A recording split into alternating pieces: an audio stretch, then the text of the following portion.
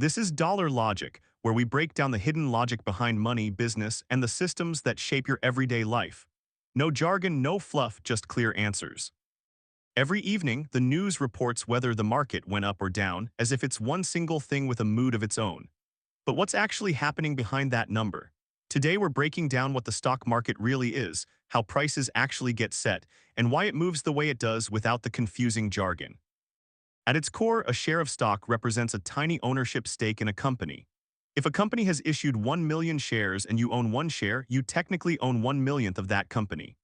As a shareholder, you're entitled to a proportional slice of the company's value and in some cases, a portion of its profits paid out as dividends. So why do companies sell pieces of themselves to the public in the first place? The main reason is raising money. When a company goes public through what's called an initial public offering, or IPO, it sells shares to investors in exchange for capital it can use to expand, hire, build new products, or pay off debt without having to take out a traditional loan. In return, the company gives up some ownership and control and takes on new obligations to its shareholders. Once a company is public, its shares trade on a stock exchange like the New York Stock Exchange or the Nasdaq, where buyers and sellers meet to trade continuously throughout the day. This is where price actually gets determined not by the company itself, but by supply and demand among investors. If more people want to buy a stock than sell it at a given price, the price rises.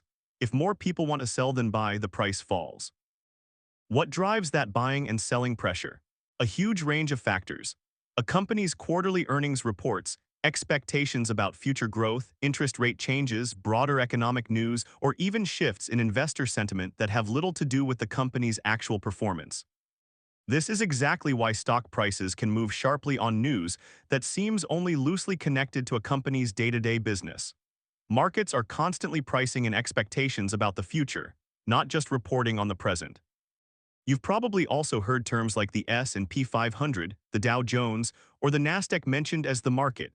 These are indexes, baskets of stocks grouped together to track the overall performance of a segment of the market.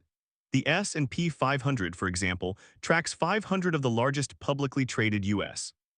companies, and its overall movement is often used as a shorthand for how the broader American economy or stock market is doing, even though it's really just an average across hundreds of individual companies moving in different directions.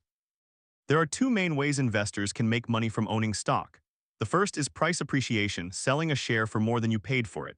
The second is dividends, a portion of company profits distributed directly to shareholders, typically paid out quarterly by more established, profitable companies. Not all companies pay dividends. Many younger or fast-growing companies choose to reinvest all their profits back into the business instead. It's also worth understanding volatility, how much a stock's price swings up and down over time. Some stocks, especially from smaller or newer companies, can swing wildly in short periods. Larger, more established companies tend to move more gradually. This is part of why diversification, spreading investments across many different companies or funds rather than concentrating in just one or two, is a foundational concept in how most long-term investors approach risk. None of this is a signal to buy or sell any particular stock. This video is purely about understanding the mechanics of how the market functions, not a recommendation about what to do with your own money. Investing always carries risk, and past performance never guarantees future results. The stock market can look intimidating from the outside, with numbers flashing red and green and constant news coverage treating every daily move like a major event. But underneath all of that noise, it's simply a marketplace where ownership stakes in real companies are bought and sold, with prices shifting based on what investors collectively believe those companies are worth today and in the future. That's how it actually works. Understanding money doesn't have to be complicated, it just has to be explained clearly. If this helped, subscribe to Dollar Logic for more videos that make sense of the systems around your money. See you in the next one.